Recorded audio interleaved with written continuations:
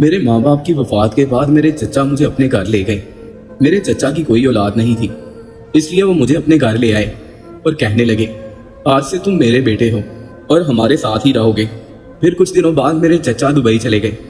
گھر پر میں اور صرف چچی ہی رہتے تھے۔ میری چچی بہت ہی حسین اور خوبصورت عورت تھی۔ چچا اور چچی کی شادی کو 10 سال ہو چکے تھے، مگر ان کی کوئی اولاد نہیں تھی۔ چچی دکھنے میں چاچو سے جوان لگتی تھی، وہ بہت آزاد خیال تھی۔ چچی روز مجھے پیسے دیتی اور کہتی میرے لیے دکان سے کھیرا لے آؤ۔ میں چچی کے لیے روز ایک کھیرا لے آتا، لیکن میں حیران ہوتا کہ آخر چچی کھیرے کا روز کیا کرتی ہے۔ ایک دن میں نے چچی سے پوچھا کہ چچی آپ کھیرے کا کیا کرتی ہیں؟ تو چچی کہنے لگی تمہیں کیا پتا، ایک عورت کے لیے بغیر شوہر کے راتیں گزارنا کتنا مشکل ہوتا ہے۔ اگر تم دیکھنا چاہتے ہو کہ میں کھیرے کے ساتھ کیا کرتی ہوں تو رات کو میں کھڑکی کھلی چھوڑ دوں گی، اندر آ کے دیکھ لینا۔ اگلی رات میں چچی کے کمرے کے پاس چلا گیا تو چچی نے کھڑکی کھلی چھوڑی ہوئی تھی، اور جب میں نے اندر جھانک کر دیکھا تو چچی ایسی حالت میں تھی جس کو دیکھ کر میرے پیروں تلے سے زمین نکل گئی۔ چچی نے میرا ہاتھ پکڑا اور مجھے کمرے کے اندر کھینچ لیا اور پھر پوری رات میرے ساتھ۔ میں آج پھر اسی دکان کے باہر کھڑا تھا۔ میں نے سبزی والے سے کہا کہ یہ پیسے لو اور ایک بڑا سا کھیرا دے دو۔ دکان والا ہنس پڑا اور کہنے لگا اتنے سارے کھیروں کا روز تم کرتے کیا ہو؟ تم اچھے بھلے خاندان کے لگتے ہو، پھر اس کھیرے کا کیا کرتے ہو؟ اس کا سلاد بناتے ہو یا پھر کچھ اور بھی کرتے ہو؟ اس کی بات سن کر مجھے غصہ آ گیا۔ میں نے کہا بھائی مجھے میرا سامان دو اور مجھے اور بھی کام ہے۔ میں نے کھیرا لیا اور گھر آیا۔ چچی پہلے سے ہی انتظار میں کھڑی تھی۔ میری چچی بہت زیادہ خوبصورت تھی۔ ان کا رنگ نہ صرف سفید تھا بلکہ سرخ بھی تھا۔ ان کے رخسار بھی سرخ تھے۔ سب لوگ حیران تھے کہ یہ اتنی زیادہ خوبصورت کیسے ہے، ایسی خوبصورت جلد تو پٹھانوں کی بھی نہیں ہوتی ہے۔ میری دادی نے جب انہیں دیکھا تو فوراً سوچ لیا کہ میں اپنے بیٹے کی شادی کرواؤں گی تو اسی کے ساتھ۔ غرض یہ کہ وہ انتہائی خوبصورت تھی۔ میں جب کھیرا لے کر گھر پہنچا تو چچی کھیرا دے کر بہت خوش ہوئی اور فوراً میرے ہاتھ سے کھیرا لے کر اندر چلی گئی۔ شام ہو چکی تھی۔ شام کے بعد چچی کوئی کام نہیں کرتی تھی اور اپنے کمرے میں اکیلی بیٹھی رہتی تھی۔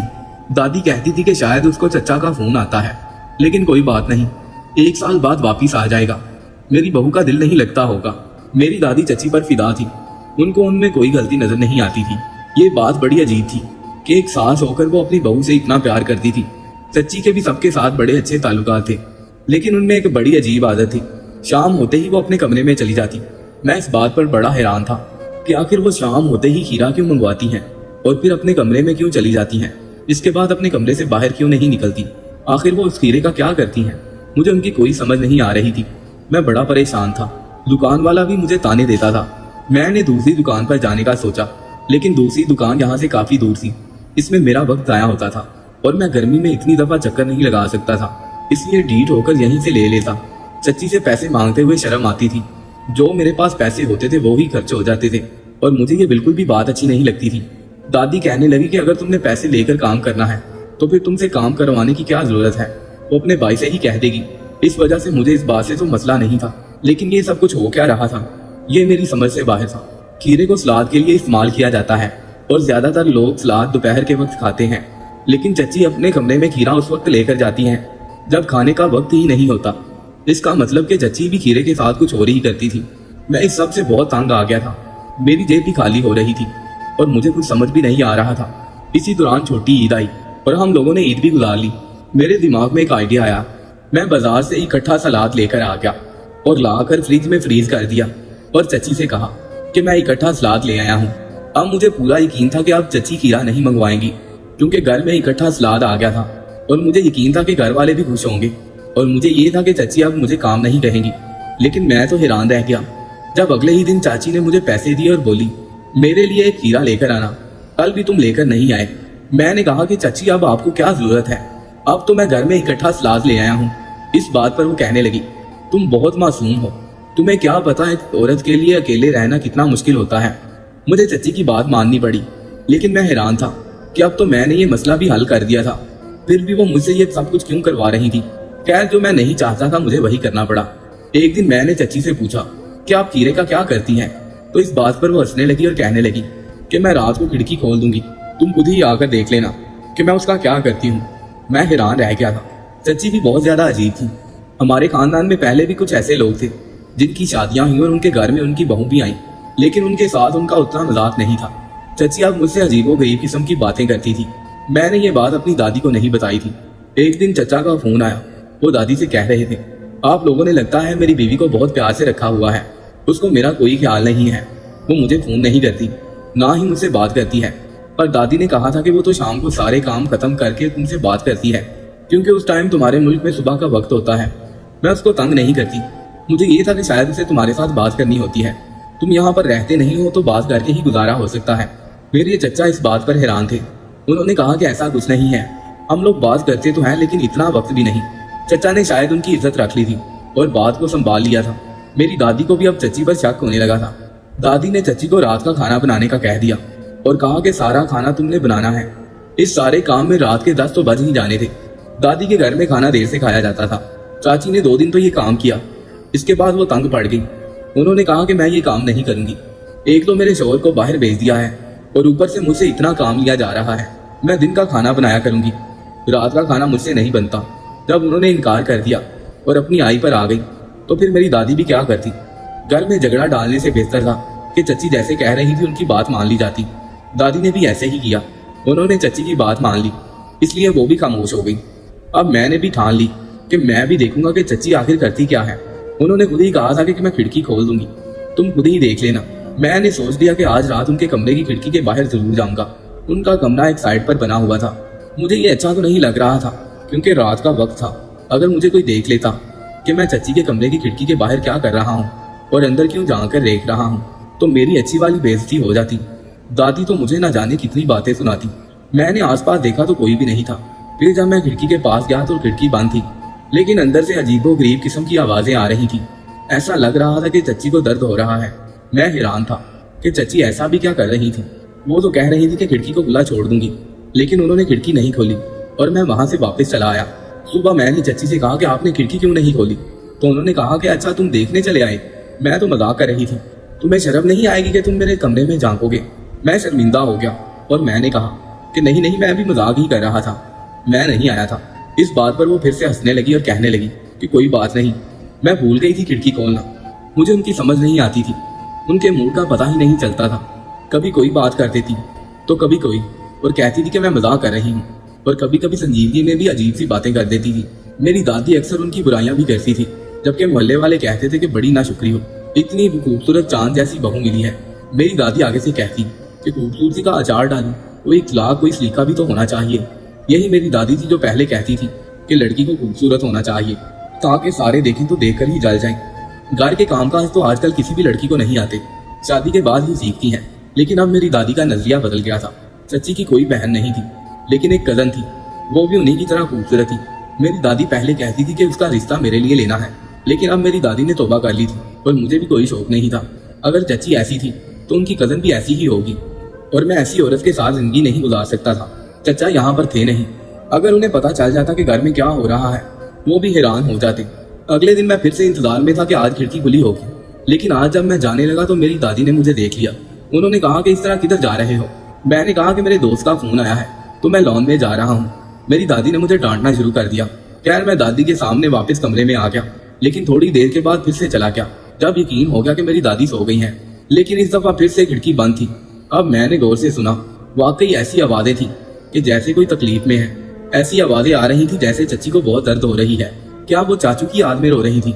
लेकिन वैसे तो उनकी हरकतों से ऐसा लगता नहीं था कि उनको चाचू की याद आती है। फिर ये आवाजें क्यों आ रही थी? आज मैं बड़ा परेशान हो गया। अगले दिन मैंने चची से कोई जिक्र नहीं किया, वो शायद मेरे साथ मजाक कर रही थी।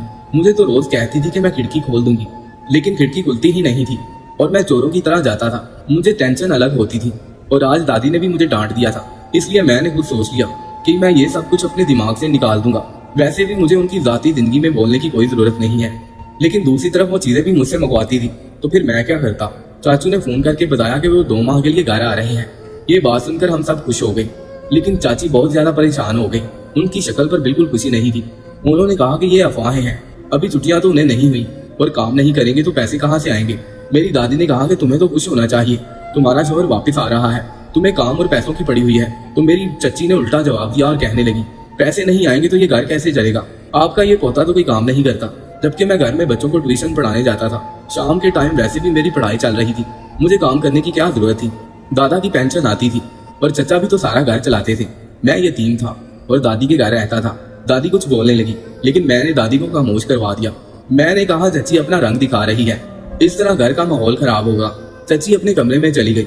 उन्होंने मेरी बात मान ली थी और वो खामोश हो गई। मैं नहीं चाहता था कि घर में कोई फसाद बन जाए।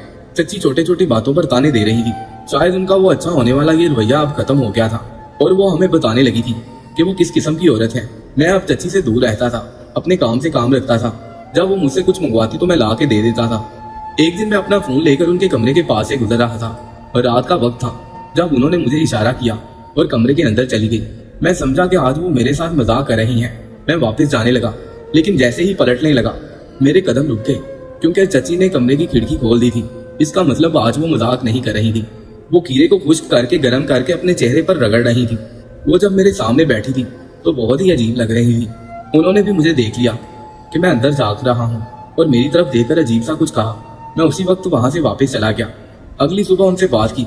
मैंने कहा आप क्या कर रही थी? उन्होंने कहा कि तुम्हें क्या लगता है मैं इतनी खूबसूरत क्यों हूँ? मैं रोज रात को अपने चेहरे पर खीरा रगड़ती हूँ और कल भी वही रगड़ रही थी और इसकी वजह से मेरे चेहरे की सारी गंदगी और मरी हुई जिल्द उतर जाती है और मेरी असल चमकदार जिल्द बाहर आती है। तभी तो मैं इतनी खूबसूरत लगती हूँ। मैंने सोच लिया था कि चच्ची पागल है और 2-3 दिन तक मैंने कोई बात नहीं की, क्योंकि खूबसूरती के लिए अपने आप को इतनी अजियत देना, इंसान अपने साथ ऐसा कर ही नहीं सकता। नॉर्मल खीरा रगड़ने से तो कुछ नहीं होता, लेकिन उसको खुश्क करके और सख्त करके अपने चेहरे पर रगड़ना, ये तो इंतहाई अजियत का अमल था। मैंने सोचा कि अगर वो अपने साथ इतना जुल्म कर सकती है तो कल को किसी के साथ भी कर सकती है। ये बात मैंने किसी को भी नहीं बताई। चाचू 2 महीने के लिए वापस आ गए। चाचू और चच्ची रोज झगड़ते थे। चाची बहुत जिद्दी थी और शायद चाचू को भी चच्ची के किसी पुराने चक्कर के बारे में पता चल गया था। आजकल वो बहुत झगड़ रहे थे।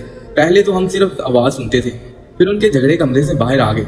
चाचू ने कहा कि मैं पागल लड़की के साथ नहीं रहूंगा। ये पागल है, इसका दिमाग खराब है, इसके न जाने कितने यार हैं। इतना बात करते कराते बात तलाक तक चली गई। हम लोगों ने फिर भी कोशिश की कि उनका घर खराब ना हो। चाची को बहुत समझाया, लेकिन चच्ची अचानक से अपने घर चली गई और वापस आने से इनकारी हो गई। हम उनको फिर भी समझाते रहे, लेकिन वो ना मानी और फिर कुछ दिन के बाद उनकी तरफ से कोर्ट का ऑर्डर आ गया। वो मेरे चाचू से तलाक लेना चाहती थी।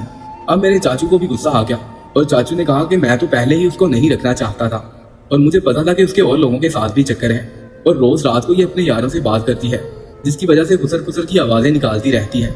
मैं आप लोगों की वजह से सब्र कर रहा था। जाने चाची किस तरह की थी, वो क्या चाहती थी। उनको खुद पर बहुत गरूर था। मेरी दादी भी बहुत परेशान थी। मामला कोर्ट कचहरी तक चला गया और फिर दोनों में अलहदगी हो गई। चाचू ने कहा कि आपने लड़की की शक्ल तो देखी थी, लेकिन उसका किरदार, उसकी अकल नहीं। शक्ल देखकर फैसला नहीं करना चाहिए, बल्कि सीरत और खुशगुफ्तार लड़की देखकर फैसला करना चाहिए। और औलाद का मसला मुझ में नहीं था, बल्कि उसमें था। लेकिन मैं फिर भी उसको बर्दाश्त कर रहा था। मैं और तो सब कुछ बर्दाश्त कर सकता था, लेकिन बेवफाई नहीं। वो ये काम बहुत पहले से कर रही थी। मैं जब मुल्क से बाहर था तो मैं उसको ऑनलाइन देखता था, लेकिन वो मुझसे बात नहीं करती थी। न जाने वो किससे बात करती थी। मैंने उसका पर्दा रखने के लिए ही आपसे झूठ बोला था कि हमारी बात होती रहती है। इसके बाद चचा ने एक दूसरी शादी कर ली। दूसरी शादी उन्होंने एक तलाक याफ्ता औरत से की। वो पहली चच्ची की तरह खूबसूरत तो नहीं थी, लेकिन इंतहाई तमीज़दार और इज्जतदार घराने से ताल्लुक रखती थी। उन्होंने आते ही पूरे घर को संभाल लिया। उनको देखकर ऐसे लगता है कि उनसे अच्छा कोई है ही नहीं। दोस्तों, इस कहानी से हमें ये सबक मिलता है कि रंग रूप में कुछ नहीं रखा, असल खूबसूरती इखलाक की खूबसूरती है।